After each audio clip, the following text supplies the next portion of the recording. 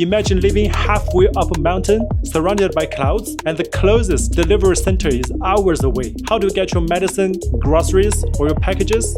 Well, in China, people just say send a drone, and they actually did. In Sichuan's Qiang city, a drone lifted off from Nanbaoshan, carrying up to 30 kilograms of goods, from medicine to groceries, and flew 12 kilometers across cliffs, ridges, and clouds.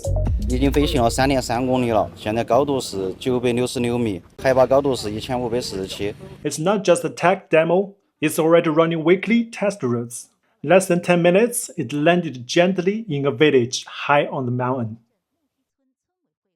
以前如果我们是拿个快递的话，我们会到镇上去了，然后来回的话可能要1个多小时。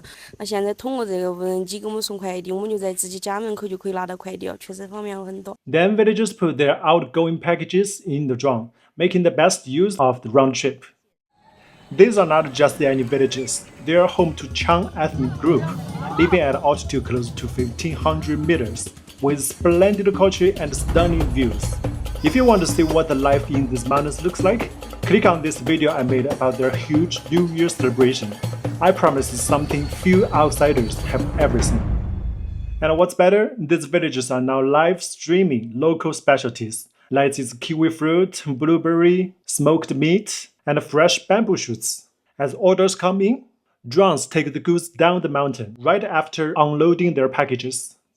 Drone delivery is definitely life-changing for these villagers. The mountains are no longer barriers, and moreover, it's unlocking new economy, new jobs, and new hope. Personally, I think this is the future, and it's already arriving. So what do you think about drone deliveries in remote areas? Will this work in your country? Let me know in the comment section. Don't forget to like, subscribe for more stories from hidden corner of China. Thank you very much for watching. See you next time.